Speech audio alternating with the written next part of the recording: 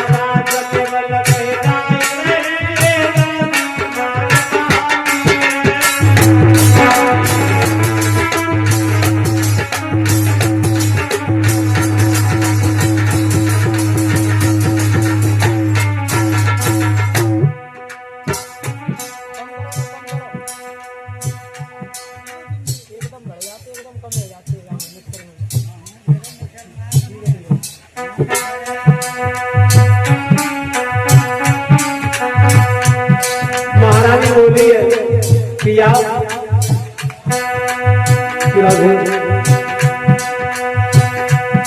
तुम प्यार दूसरा कर लिया भोले बाबा, अरे बाबा भोले साजना भोले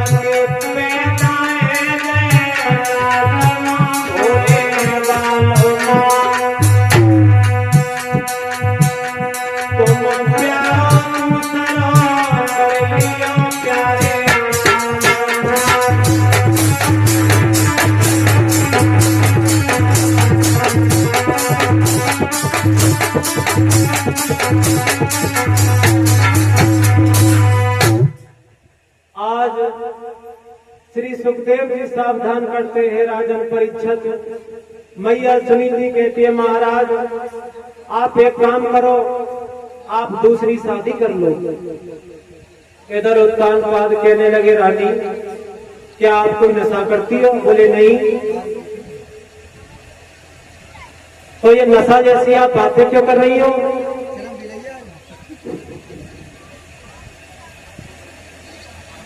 आप ये नशा ऐसी बातें क्यों कर रही हो? अगर तुझे नहीं पता है रानी, अगर सौत घर में आ गई तो तेरी ख्वारी हो जाएगी। रानी आप दूसरी शादी की मत कहो। और परीक्षित महाराज ये बात सत्य है, जिसके दो शादियां हुई वो इंसान जीवन में बर्बाद हो गया। एक दृष्टांत के रूप में मैं आपको समझाऊं। एक भगत जी रहे, एक भगत जी, और भगवान की कृपा से उनकी दो शादी हो गई। और दोनों इतनी लड़कनियां रहे कि जब तक अगर वे रोज लड़ ना ले तब तक बिन के पेट की रोटी ना पचे। तो भगत जी बड़ा परेशान हो गए। तो भगत जी ने कुछ लोगों से सलाह ली, भैया कि हम दो शादी करके बड़े परेशान हैं, कोई उपाय बताओ। हमारे घर में पूरे दिन हैरो हो। तो कुछ लोगों ने बताया कि भगत जी एक काम करो, आप भट्टा पे जाओ और भट्टा से ईंटें लेकर के आओ और ईंटें लेकर के मकान के ऊपर मकान बनवा दो, जिसे बोलते अटा। तो जो ज्यादा लड़कियां है उसे कर दो ऊपर और जो कम लड़ती है उसे कर दो नीचे।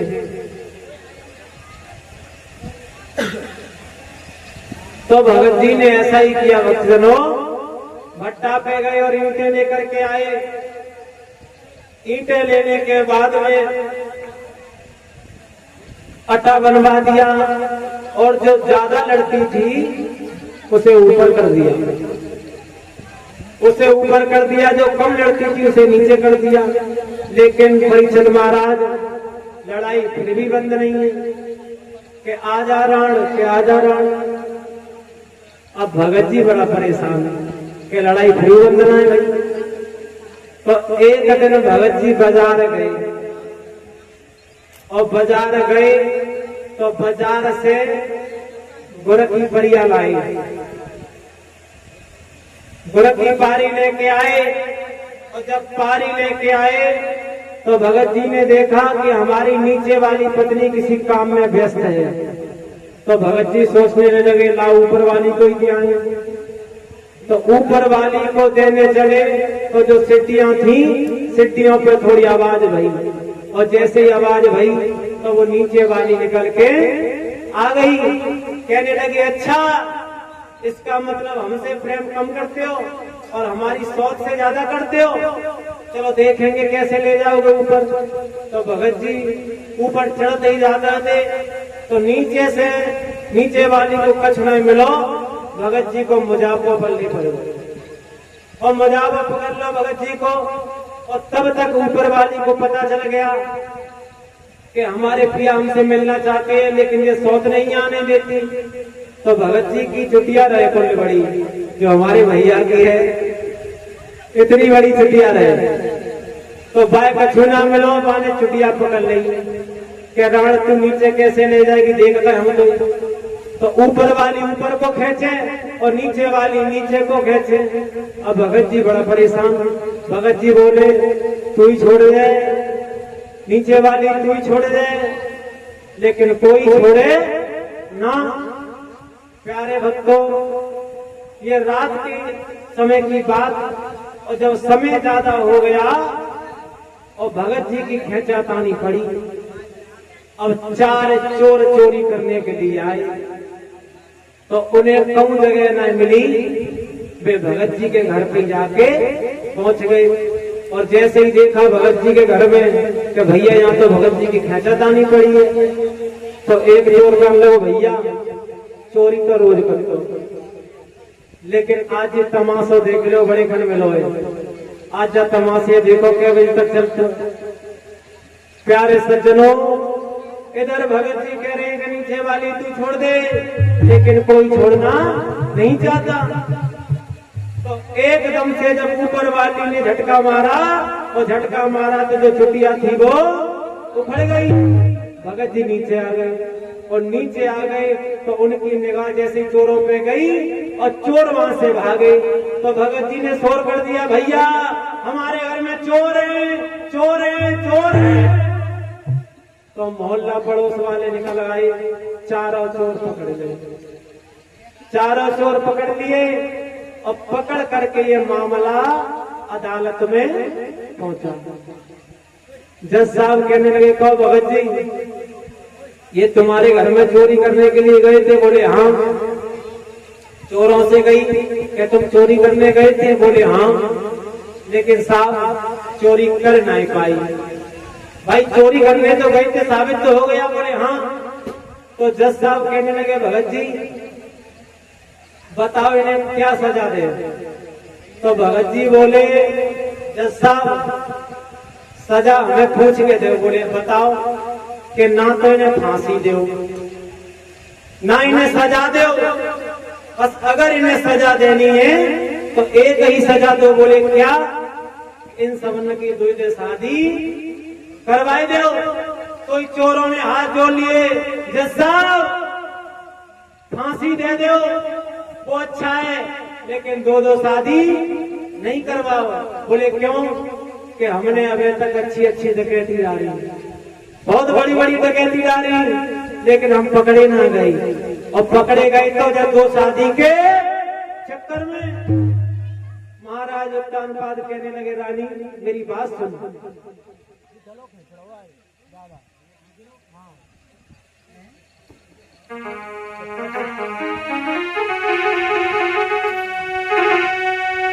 अरे सात चून की बुरी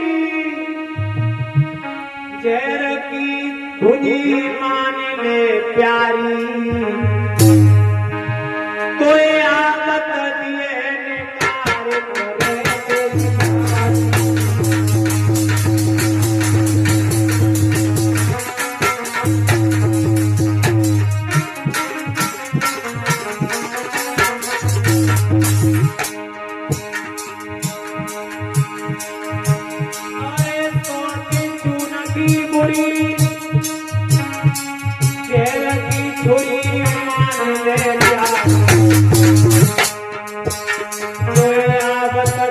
निकार करे।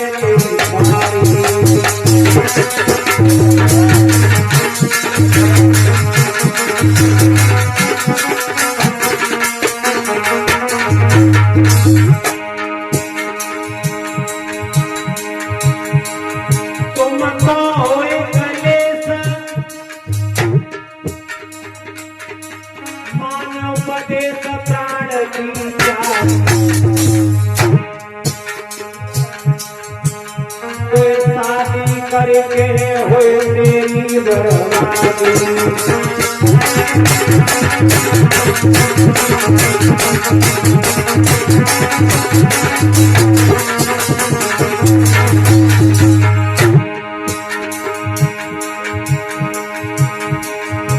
अरे राजनी ये कहती है कर दे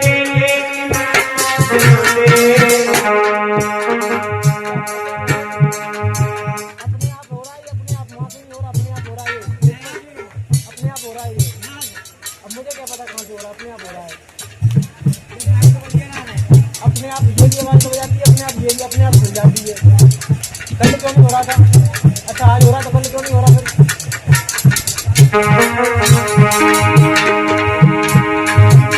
नारियां ये सोचा करती हैं,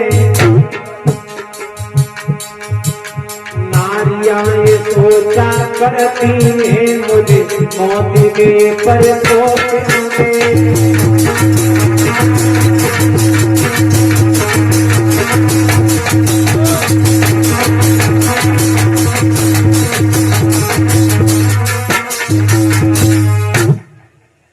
प्यारे भक्तजनों, आज जब महाराज समझाने लगे रानी को रानी हमारी बात को मानो, लेकिन सुनीति कहने लगी महाराज अगर किसी तरीके से मेरी सौत अगर गलत चलेगी तो मुझे क्या करना, मैं अलग हो जाऊंगी, उसे राज्य का पूरा अधिकार दे दूंगी। लेकिन महाराज आप शादी कर लो, आप शादी कर लो। जब जिद कर गई तो इधर महाराज उत्तानपाद ने कौतुक नरेश वीरवान की पुत्री सुरुचि के साथ में शादी टीका और करुण भिजवा दिया है।